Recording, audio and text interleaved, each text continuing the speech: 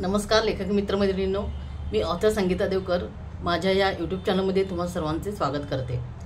तर आज आपण एका कथे स्पर्धेचीच माहिती घेणार आहोत।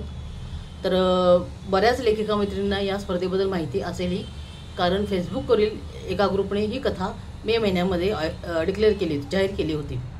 पण त्यांचं साहित्य पाठवण्याचा कालावधी हा 1 मे ते 30 नोव्हेंबर असा आहे। तर त्यामुळे मी तुम्हाला आठवण करून देण्यासाठी की ज्यांनी कोणी अजून या स्पर्धेसाठी आपलं साहित्य पाठवलं नसेल तर ते अजूनही साहित्य पाठवू शकता। अजून 30 नोव्हेंबरपर्यंत तुम्हाला वेळ आहे। तर त्या स्पर्धेची संपूर्ण माहिती पुन्हा एकदा मी सांगत आहे। तर विवेक नुक्कड कथा स्पर्धा, तर हा फेसबुकवर एक ग्रुप आहे, विवेक नुक्कड कथा विश्व नावाचं एक ग्रुप आहे। तर त्यांनी ही मे महिन्यामध्ये स्पर्धा आयोजित केली होती। तर या स्पर्धेसाठी त्यांना कथा, कविता आणि स्फुट लेखन हवं आहे। ह्या 3 साहित्य प्रकारांमधलं एक साहित्य तुम्ही पाठवू शकता। तर आणि ह्याचा कालावधी होता तो 1 मे आणि 30 नोव्हेंबर 2024 पर्यंत, म्हणजे 30 नोव्हेंबरच्या आत तुम्ही तुमचं साहित्य त्यांना पाठवू शकता। तर त्यांचे कथेबद्दल, प्रत्येक साहित्याबद्दलचे काही नियम आहेत, तर ते पाहूयात। तर कथेचे नियम असे आहेत की तुम्हाला सामाजिक, प्रेम, साहस, भय, चरित्र या 5 विषयावरती तुम्हाला कथा लिहायची आहे। सामाजिक, प्रेम, साहस, भय आणि चरित्र। तर तुम्ही कथा लिहिताना सुरुवातीला हॅशटॅग, समजा जर तुम्ही सामाजिक कथा लिहिणार असाल, प्रेम कथा लिहिणार असाल तर तसा हॅशटॅग लिहायचा आहे। म्हणजे हॅशटॅग सामाजिक कथा, हॅशटॅग मग प्रेम कथा असं लिहा आणि त्याच्यापुढे मग तुमचं शीर्षक येऊ द्या कथेचं। तर असं लिहायचं आहे।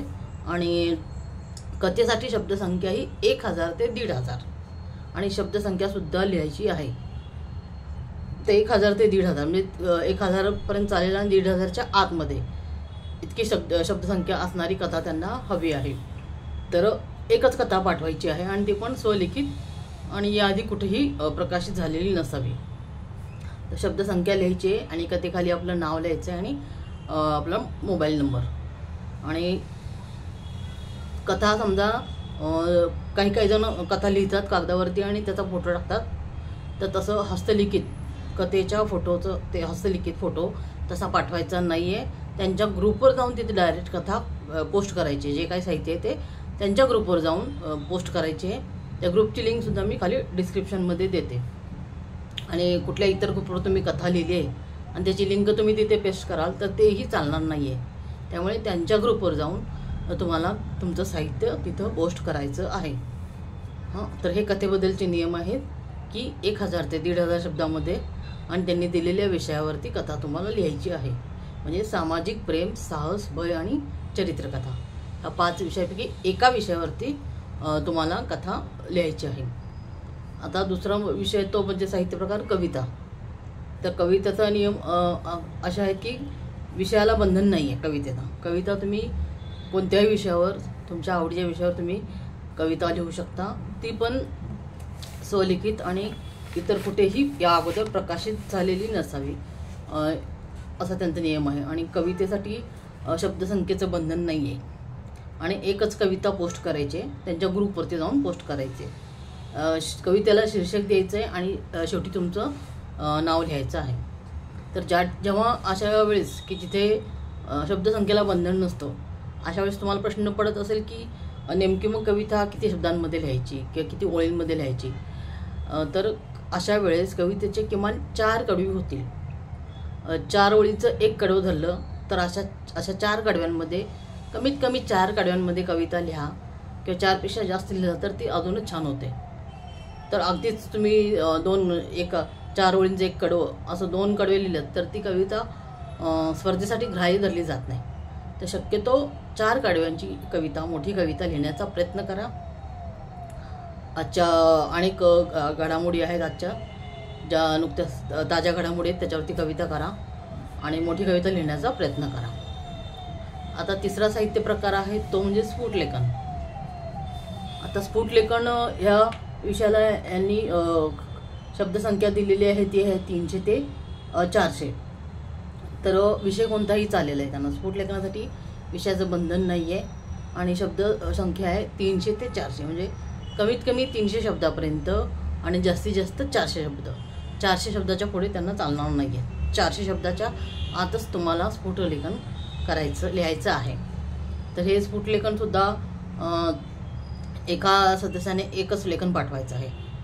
आणि या अगोदर कुठेही प्रकाशित न झालेलं स्वलिखित अप्रकाशित असं स्फुटलेखन त्यांना हवं आहे.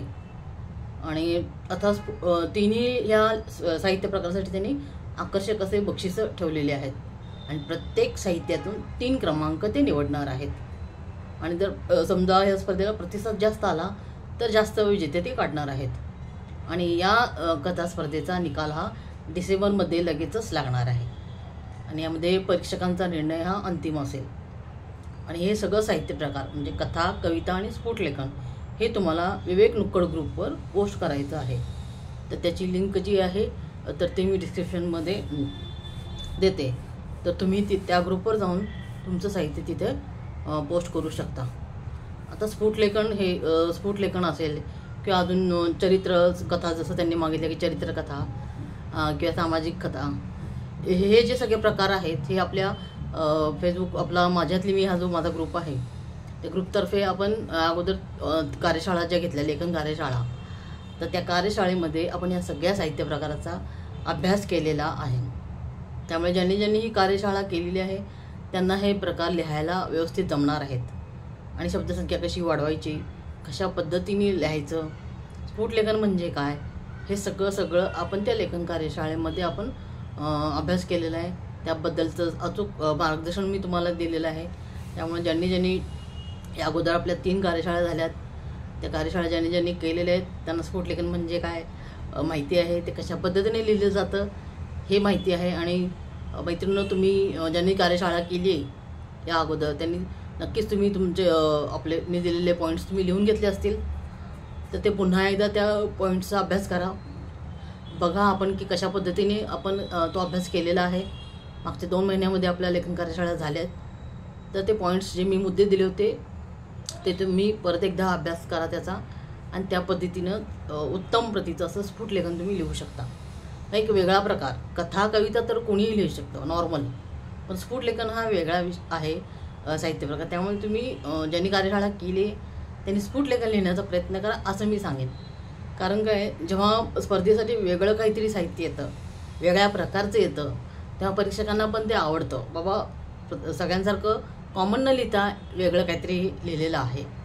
त्यामुळे स्फुटलेखन लिहिण्याचा प्रयत्न करा असं मी म्हणेन. आणि यासाठीच आपली 23 तारखेपासून सोमवारपासून आपली 4थी कार्यशाळा सुरू होते, लेखन कार्यशाळा माझ्यातली मी ग्रुपतर्फे. ही 4 दिवसाची लेखन कार्यशाळा आहे, 23 ते 26 सप्टेंबरपर्यंत.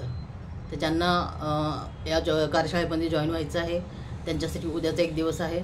तर तुम्ही नक्कीच या कार्यशाळेचा लाभ घेऊ शकता. या कार्यशाळेमध्ये तुम्हाला लिखाणाबद्दलचं सविस्तर मार्गदर्शन, साहित्याचे सगळे प्रकार आणि तुमचं लेखन हजारो वाचकांपर्यंत कसं पोचवायचं, कथा दीर्घकथा कशा लिहायच्या, दीर्घकथा तर आपण पूर्ण उदाहरणासहित घेत असतो. आणि तुमच्या शंका, प्रश्न या सगळ्याचं सविस्तर अचूक उत्तर तुम्हाला या कार्यशाळेमध्ये मिळेल. आणि असंच बाहेर जे स्पर्धा असतात त्यांच्यासाठी साहित्य लिखाण कसं लिहायचं त्यासाठी तुम्हाला केपेबल बनवलं जातं. आणि कार्यशाळा झाल्यानंतरही माझं मार्गदर्शन तुम्हाला मिळत राहतं. त्यामुळे अजून कोणी इच्छुक असाल तर नक्कीच तुम्ही सोमवारी संध्याकाळी आपली 7 वाजता कार्यशाळा आहे, 7 ते 8 या वेळेत आहे. तर सोमवारपर्यंत तुम्ही नाव नोंदणी करू शकता. तर तुम्ही ही कार्यशाळा केलात तर नक्कीच तुम्हाला लिखाणातून स्वकमाईचे मार्ग काय आहेत, भले तुम्ही कविता लिहित असाल, चारोळी लिहित असाल, छोटे साहित्य लिहित असाल तरीसुद्धा तुम्हाला त्यातून तुमची स्वकमाई करता येईल याचे मार्ग सांगितले जातील. तर मैत्रिणींनो, नक्कीच आपल्या या लेखन कार्यशाळेचा उपयोग करून घ्या. माझ्या इतर मैत्रिणींनी अगोदर लेखन कार्यशाळा केलेली आहे, तुम्ही आपल्या ग्रुपवर चौकशी करू शकता. तुम्हाला नक्कीच या कार्यशाळेचा फायदा होईल. तर या विवेक नुक्कड कथा स्पर्धेमध्ये सहभागी व्हा आणि तुमचं साहित्य त्यांना पाठवून द्या.